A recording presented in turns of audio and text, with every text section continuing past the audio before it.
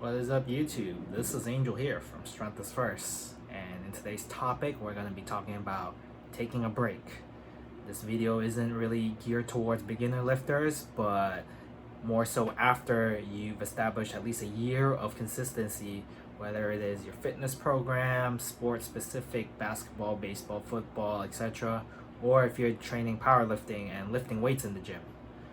So what I mean by taking a break is that after you have structured your training program in the in season, and let's say you are lifting weights and you're preparing for a powerlifting meet, your squat, bench, and deadlift, you're training really hard for X amount of weeks, and then you hit your targeted numbers in your mock meet or your actual competitive local meet.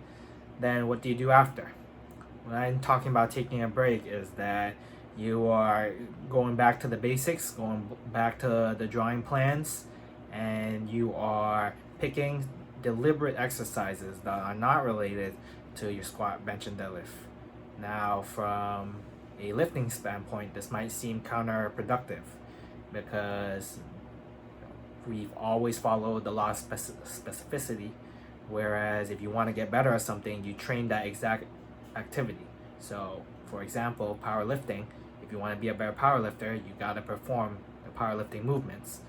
It's part not only for strength development and muscle development, there's psychological and neuromuscular advancements that people don't talk about, but it is swept under the rug as we perform more and more reps. So with that aside, there's just a ton of different factors of why and how important the law of specificity is for any sport, but for powerlifting, definitely performing the powerlifting movements.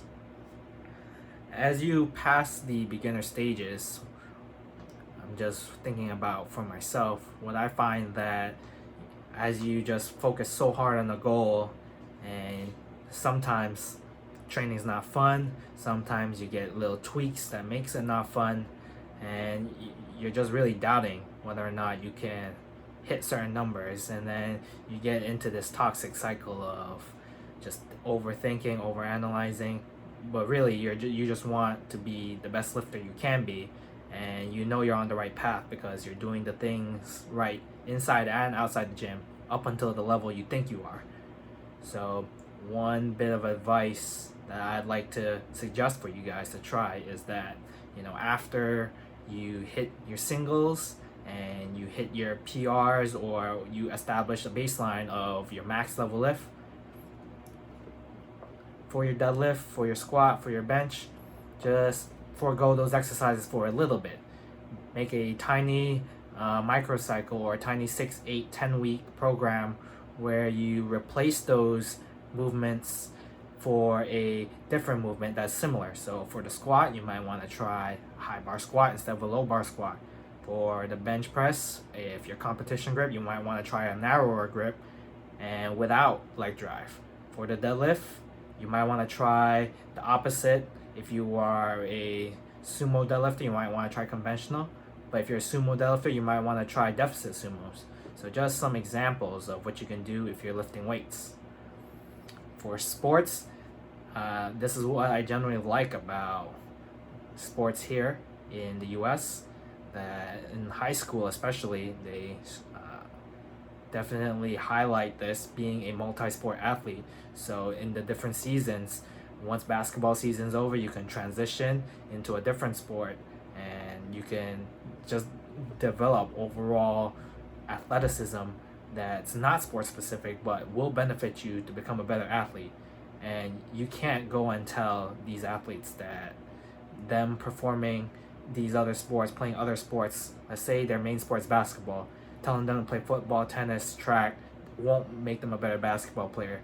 Yes, they won't be specific in terms of basketball related highly specific skills, but in terms of overall conditioning, awareness, being able to move, keeping themselves healthy, motivation, less wear and tear on their joints because they're stressing their bodies at different angles throughout the different sports. I think these multi-sport athletes, research shows this too, that they definitely perform a lot better, and they are just very diverse. They have a wide skill set in terms of becoming a great athlete and just performing and excelling in whatever they choose to do. And if it's basketball, it's basketball. And if they choose a different sport and it just happens to reveal to them that that sport is the one that they are excelling the most at, and they'll make the pivot then. But just two examples of when taking a break is actually pretty beneficial for the athlete in terms of just overall performance, mental health, just general gains in terms of being better and just being more prepared to handle tougher and tougher goals as you try to climb higher and try to break your own limitations in terms of what you think you're capable of. So just my thoughts about taking a break and why you should try it. So catch you all in the next video.